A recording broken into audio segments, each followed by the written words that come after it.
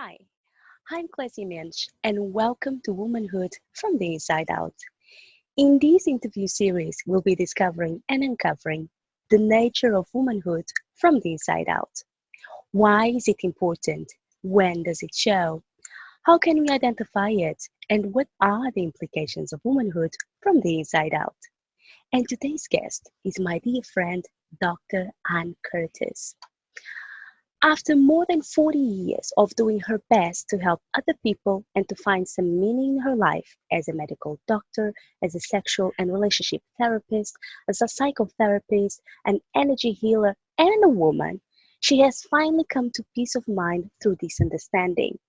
In her search, she has trained in many therapeutic fields and techniques as she could find, but had become so frustrated and exhausted searching for the answers that she gave up her medical and therapy practices in 2009. So, at the end of March 2015, despite being the last few days of nursing her mother as she died from cancer, Dr. Anne Curtis was amazed and delighted when she at last began to see what she now realized has been in front of her and inside of her all along. Welcome, Dr. Anne Curtis. Welcome. Thank you. Thank you, Clésia. It's lovely to see you. The same. Yes, that was actually that was quite moving. I was quite moved, but surprisingly, when I heard what you were saying. Interesting. Interesting, especially the bit when you said about how I discovered three principles when I was nursing my mother, because that was, I think that's one of the interesting things about, as you can tell from what I mentioned, that I was looking for an answer and searching and searching and searching for how to help myself, how to help other people, even from childhood, really. And I had trained in all these different ways of helping, and I guess I knew I had done. I got confused between spirituality and religion, I think, when in my teens, and I knew there was something there that I was looking for. But because I got confused about them, sort of started to reject it, even though I had done a lot of, in my teens, I did a lot of yoga, which was very helpful, and I had found transcendental meditation, so I had started meditating, and I continued doing those things, but because I had been, everybody around me seemed so unhappy, and I had been asking God to help, make this, change this, and it didn't seem to happen. I was like, maybe God's, and so I'd been a bit anti-God. At least I tried to be. But at the same time, I knew that there was, I was aware of some spiritual, because I then started looking at Buddhism, not in a serious way, but there was something. And then I got so engrossed in studying and in my mind, in studying medicine, because once you're into studying medicine, there's no time to do anything else, really. It's like, it's 24 hours a day, every day, working, studying, and so on. So at that stage, although, excuse me, I'm just going to close the door because it's raining so hard I can hear anything. Okay. Right. Okay. So, yeah, it just, I think that's one of I've become aware that that's one of the issues for doctors, particularly. I know the doctors around me were very unhappy, and as you can see recently, they've been protesting about the hours that they're being asked to work and so on, because as well as working, I was working over 100 hours a week as a doctor, and at the same time we had to study for more exams and more exams all the time. So there was no life outside of it, and you were so tired all the time that there was no space for original thought, which I think is is probably part of the reason they make you do that, because they don't want doctors having original thoughts. But that's another story. And just let me Um, add this piece. One of the many things I love about you is because you've got this scientific background and you've got this thirst for knowledge and investigation and curiosity, and you always want to know more. And the way what I've known of you from now, we've known each other for a while now, is that you in the beginning you don't throw things off just because they don't fit into the scientific model, if you will. Just like you go and actually I think that is what a real scientist is. You go and you learn and you investigate first, and then you take your own conclusions instead of just throwing off because it fit your model already. yeah. It was I was just remembering this morning that when I first went to medical school, I had been there for one term and I was so depressed. I mean, I just hated it. It was so I don't know. It was just not helping people. At that time, we just studied. The first two years was just all, you didn't see patients. It was all just studying anatomy and physiology and so on. And we were stuck in very dry environment, and with a lot of scientific tutors who thought they knew everything, and it just wasn't me. And I at the end of the first term, I went home to my parents and said, right, that's it, I'm leaving. I'm going to India to be a yogi. And I had no idea what that entailed. I had no idea what it meant to be a yogi. But just that was what was in my head, is that's what I need to do. And but of course I had no idea how to do that. And in those days it wasn't so easy to travel on your own, and I didn't know what to do. So in the end I went back, and I also don't give up very easily. So once I started something, I do tend to finish it. Not so much as I used to. I used to think I should, and I don't do things that I should do anymore. I follow my guidance now, my inner guidance now. I stop and listen to that rather than my thinking now, which has been a big difference. Yes. Yeah. And just to give us a little bit of context for myself and the audience, when did you first came across the inside out understanding of life? Okay. Well, it was as I say, a year ago, just over a year ago, when my mum was dying, and I had given up my practice in 2009, and then had just been looking for some way to relax and have a life without searching and searching and searching. And still things had kept coming up for me. So I'd crossed matrix energetics, and I'd been doing energy healing with people, which was really working. And I had no idea why people got better with, just from energy flow, and better in serious ways. And yet not always, it didn't always work. So I was like, I don't understand this. What is this about? And where's it coming from? And so I still had this inquiry going on, but I wasn't searching in the way that I had been before. And I was trying to let go of that. And still there was a bit of me that was looking. And then when my mother got ill, I focused completely on her, and especially as she got worse. When she was, for a while, she was getting better. We found some alternative treatments that really worked for her, because there was no medical cure for this cancer that she had. It was a very unusual cancer, and it had no medical cure. So, and she had been told there was nothing left to do. So we had found an alternative treatment which was working, and the tumors were all going away, and the doctors were like, how is that happening?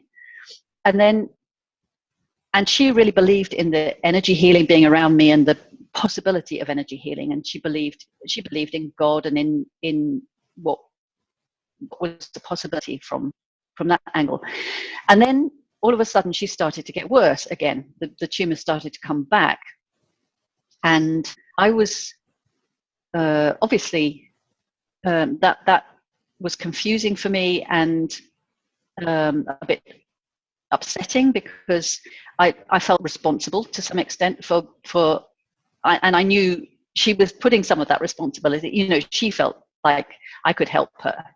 And so I was like, what can I do now? So I went and sat quietly and meditated and asked, what can I do? What's the best thing to do? Because at that time I was doing lots of positive thinking and believed in positive thinking and thought that if I'm thinking negatively about this, it will have an impact on her. Mm. So I was asking, what can I do? How can I? And I knew already that if I asked for guidance, there is some. I understood mind. You know, the fact that there is a power behind life that guides us and that we get our answers from. So I was asking the question about what can I do? And then I was just sitting quietly and watching TV, and it suddenly came to me to repeat 3 phrases, which I've mentioned to you before, but for me, they have been very helpful to repeat. And it was like, this was, just came from nowhere. These 3 phrases just came into my head to repeat to myself, don't let this go, don't let it fade, just trust. Which sounds strange, but was really a huge relief for me, because when I said to myself, don't let this go, this feeling of guilt and feeling of responsibility and so on, try to let go of it. The more you try to let go of it, the more it's there. Okay, because the more you're thinking about it, the more the more I was thinking about it, the more I was trying to let go of it, the more it was there. Mm. Because as we know in 3 principles, the more you're thinking, and the busier your thinking gets. Yeah. So when I said to myself, don't let this go, it was like, oh, I don't have to do that anymore. I don't have to try. You know, it's just, okay, I don't have to do that anymore. I just can let it be, and don't let it fade is the same. And just trust is just trusting in mind, knowing that actually I don't have to find the answers will come. And that was a great relief to me. So I just started doing that. Mm. And that was probably in November, and then the November before last, and then last March, she was worse and worse, and she was obviously going to die. And so I was not even trying to find a way. At that stage, I had stopped even trying to find a way. I was using the phrases, and I was not looking for an answer. I was just trusting, basically. And at that point is when I found out about the 3 principles. Mm. So it was when I had let go completely and stopped my searching, stopped looking and trusting. At that point, it was my birthday at the end of March, and my sister gave me the book, by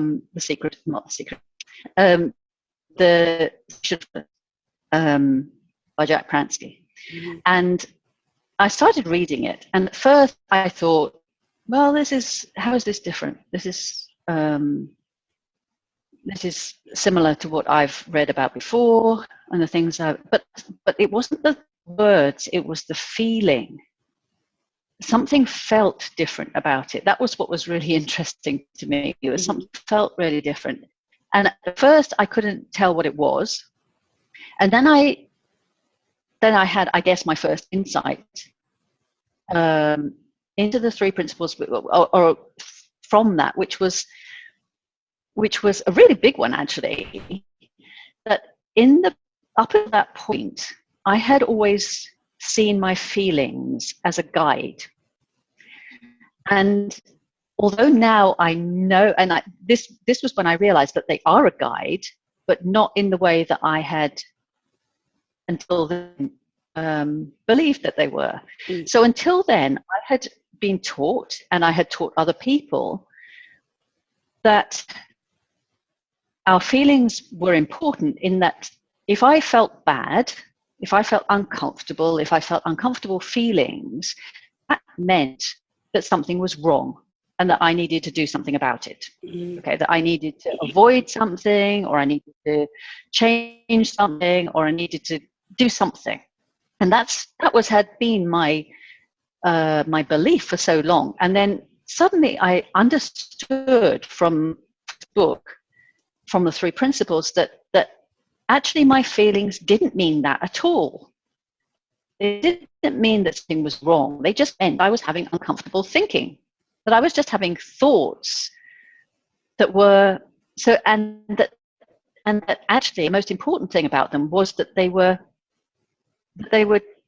showing me that I was misunderstanding who I really was. Mm-hmm. So that who I really am is my spiritual self, the spiritual self who is observing, who is part of universal mind, and who is observing the thoughts and the feelings and the experiences and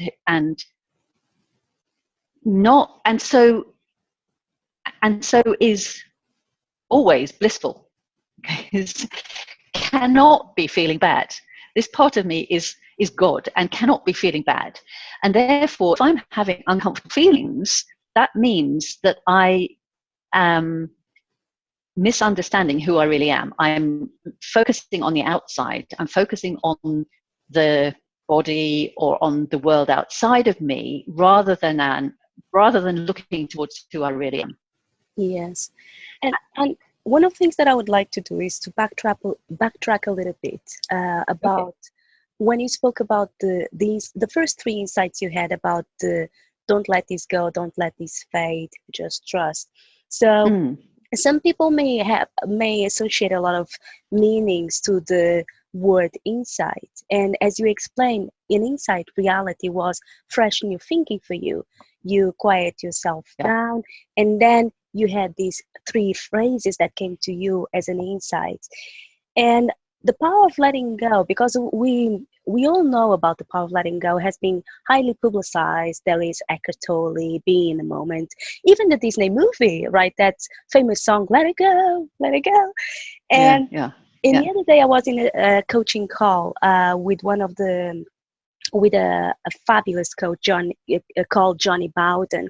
And he did an exercise. And for people who are watching, whatever you are watching on your iPhone, iPad, or YouTube, he said, grab a small object, either a lipstick or a pen. And I've got a pen over here. Okay, I'll use a pink pen just because it's womanhood from the inside out.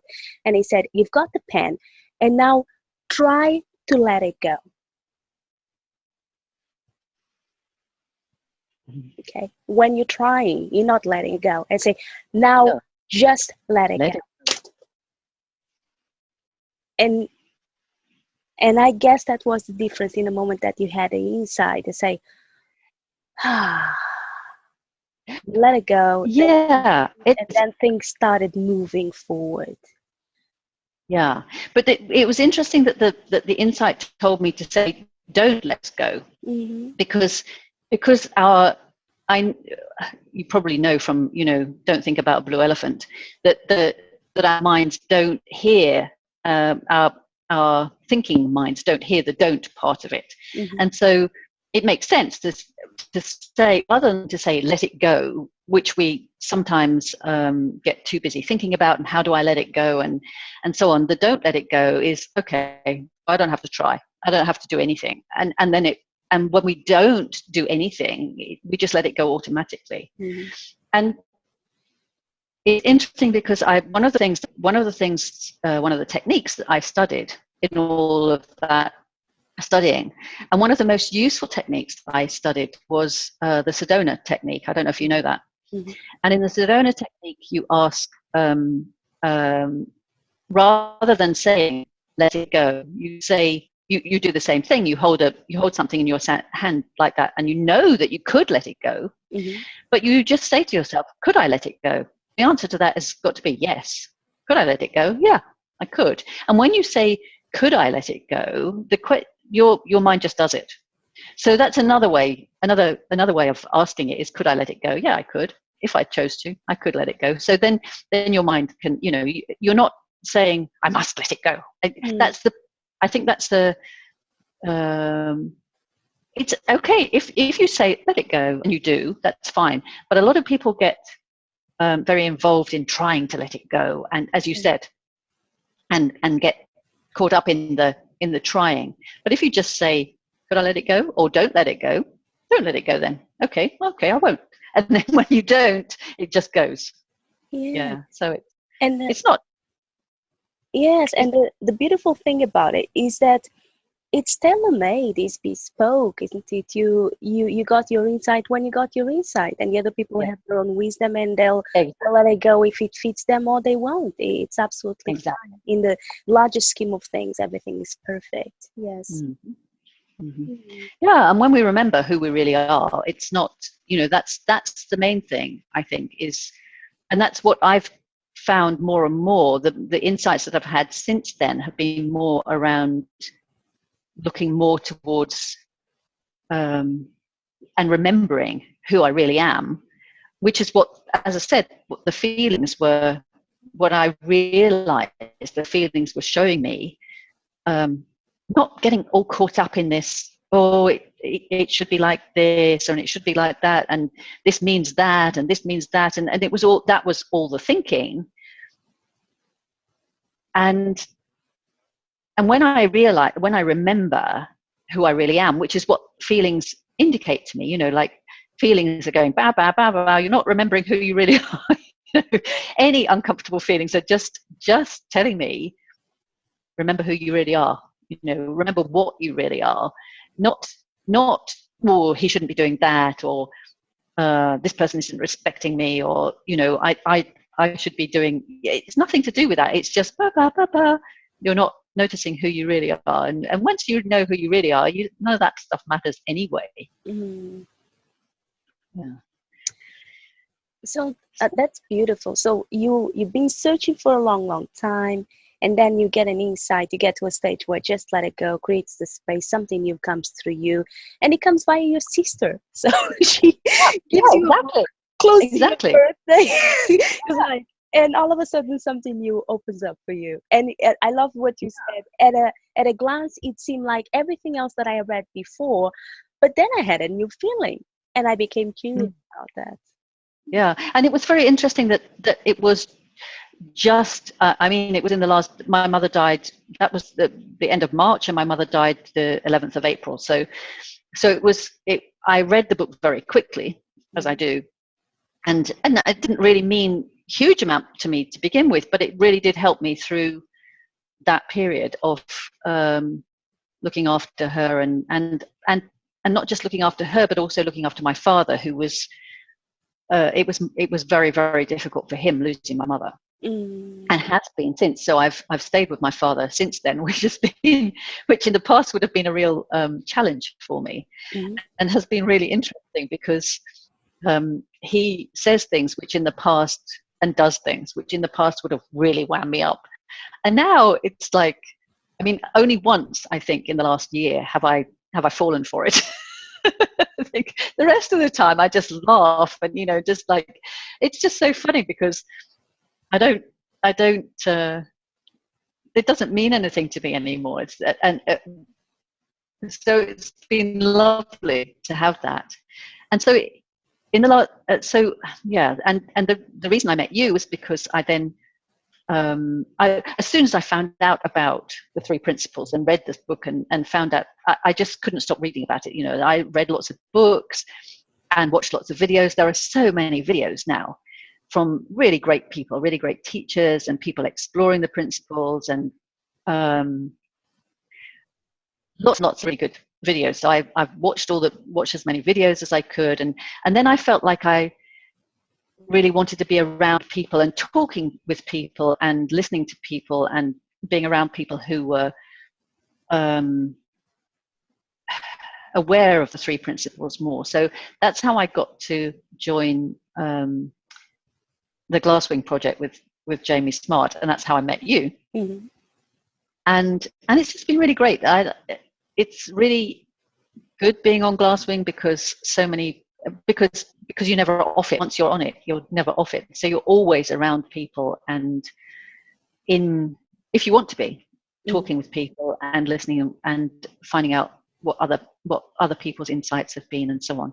And it's also led me to other resources like Muji and Michael Singer, and I was talking to you the other day about reading the Surrender Project. Yeah. and starting to do that in my life as well, which I found is very interesting surrender experiment. Sorry, not the surrender project. Way of looking at things, because from the three principles point of view, it's the same thing as I was saying before. Is when you have uncomfortable feelings, it's pointing something out. It's indicating where, from his term, from the surrender experiment point of view, it's if you're having uncomfortable feelings, that means you're resisting something, and the resistance is showing you where you may be resisting being who you really are, and seeing and experiencing who you really are. So that if you come across a resistance in your life, if there's something that comes up and you think, no, I don't like that, or I don't want to do that, or he is suggesting that if you actually dive into it and fully dive into it, do it your best, do it the best you can, not just, oh, well, all right, I'll do it. But really, even if it's something you feel like it's not you, and you really dive into it and really do it, you find that also you unblock all sorts of things. You find yourself more easily and more quickly. And I've found that has been quite interesting. And I've noticed I spent a lot of time in the last few years of my medical practice helping people with alternative treatments for cancer. Because it's a long story about why, but anyway, I did. And originally I got into it because I thought that there was a big psychological element, a big emotional element in cancer and in dealing with it. And I had lots of training in what I thought was useful techniques for helping people with that. And so I had helped people. I had helped some groups of people with cancer with that, and that had led to other people hearing I was a doctor who was willing to look at alternative treatments, and so people had come to me for support with their alternative treatments for cancer. And one patient in particular asked me to help her do the physical treatment that they do at the Oasis of Hope Hospital in Mexico. And she completely, as well as doing this is the problem, was that as well as doing the physical treatment, she was also doing lots of meditation and lots of watching Christian healing videos, and I was doing some psychological help with her and some energy healing and all sorts of things. And anyway, she was healed from incurable, medically incurable pancreatic cancer in 2 weeks. And so she then told lots of other people about it, and so lots of other people came to me for help. And I was very confused. And that's part of the reason I packed in my practices, because I got so tired and so depressed trying to help people. And I knew I was helping people to some extent because they felt happier and had a different approach to it. But not many of them actually recovered from their cancer. And it was quite hard watching a lot of people die. So that was one of the reasons that I finished my practice. And since then, and then of course I've been through it with my mother. And since then, I still get people asking me about cancer, and I've been very resistant to, I can't help and I don't know what. So now I'm more allowing myself to dive into that against my resistance. And that's been quite interesting. Yeah. Yes, one of the things that is interesting is because in regards to cancer, it reminds me of one of my guests that I had on the show, Wendy Sajisi. I believe you've met as well. I've done an interview with Wendy as well, yeah. Yeah. And Wendy, for the people who don't know, she's got, basically she's going through cancer at the moment. And I think she's on level 4. I don't know much about it. So it's what would be deemed terminal. And what she was telling me or telling us on the show is that since I came across this understanding, Clésia, that we are always feeling our thinking 100% of the time, I get to quiet down my mind, and I come from a peaceful place where I can make decisions regarding my treatment, what I'm going to do about the future. I am aware and I'm more present in the moment. And I guess the fact that she's aware of that, it is coming from that place, also brings and supports a lot of peace of mind in her family, because I can imagine that can be stressful for the family. She's got a young son and an older son, that there is the imminent danger that their mom could pass away. And then I got to meet her younger son as well, and it's so peaceful, so joyful, so playful to see their relationship, that because there is less thinking about it, and I guess the family gets to pick up that to an extent she is okay. They get on to live life to the fullest until there is nothing else to do. But it is being present in the moment instead of being too worried about the future. I don't know how this is going to come across, but I promise it's coming from a compassionate place. We know that everyone dies. I'm going to die. It's a fact of life. Jackie Ford said, everything that is composed will decompose, right? So we will die. So the question is, how well do we live while we are here? Yeah. And yes, it reminds me, what's coming to my mind is how my father, as I said, was having great difficulty in dealing with my mother's illness. And he was mourning her before she was, while she was still alive. He was thinking so much about the future and worrying so much about the future that he was really, really unhappy. And what's coming to me now about that is that that's okay. I could be judging him for that and saying, it's very easy to judge people and to say, oh, they shouldn't be like that, and they shouldn't be. And at the time, I was trying to change him and trying to get him to see that that's what he was doing. But that's not what it's about, we're all doing the best we can in the moment.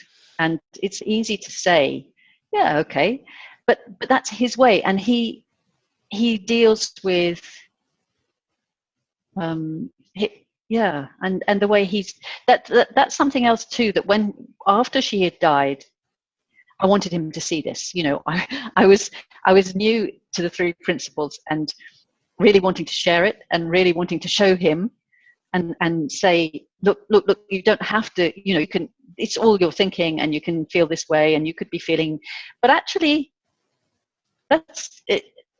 Number one, it doesn't help because, as you know, when you try to get people to, they're at the place they're at, and it's okay wherever they're at. They're doing the best they can, and the best we can do is to share by just being ourselves and to remember. See, that was me getting busy in my thinking rather than, and when I was feeling uncomfortable with his way of being and with his discomfort, I was not noticing, I was not noticing that actually that discomfort was telling me, if you were just being who you really are, you would be helping him much more. So if I was, rather than trying to change him, rather than, as I said, thinking my feelings mean I have to change something, they didn't mean that at all. They meant just step back and be who you really are and be love. And when I'm being love, I'm helping him much more than when I think he should change. When I'm trying to change him, so just stepping back into love, into who I really am, is much more helpful and has been. That works much better. Much better. And so it's, No, I was about to say that is truly from the inside out, because yourself, you are centered. Whatever the other person is feeling, we live in separate realities, so is legitimate whatever they're feeling. We don't argue with other people's feelings, but it's coming from that point. You are a lot more effective because you're not. I guess you're not attempting to manage someone else's experience of life. No, you're not even attempting to manage your own experience of life. You're just present and know, I'm feeling my thinking moment to moment to moment, and there is nothing else to it. Yes, it's very easy and very tempting sometimes to get caught up in that wanting to make other people feel better, thinking that we can do that from the outside rather than from the inside. And actually it only works from the inside.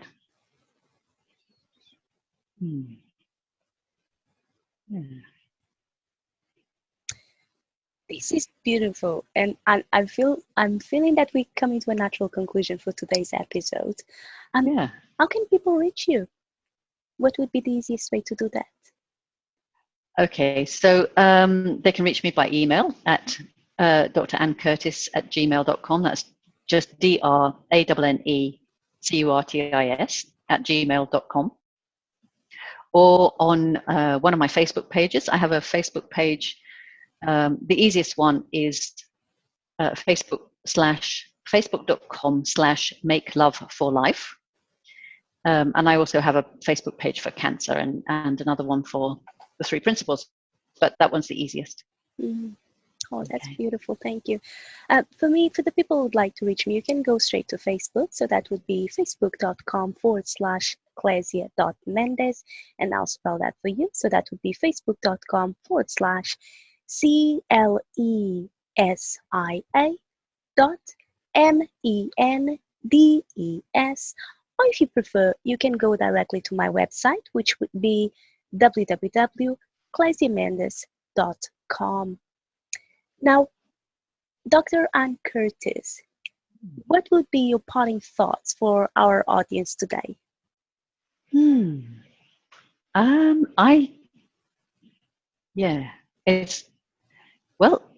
If you don't know about the 3 principles, then definitely read something about them and watch some of the videos, and remember who you really are. It's step back into love and remember who you really are. I love that feeling. Oh, thank you very much for being with us. To our audience, thank you very much. Remember to subscribe to the channel, and share the video with your friends. So we'll be back next week with another episode of Womanhood from the Inside Out. Bye-bye. Bye. Thanks, Clésia.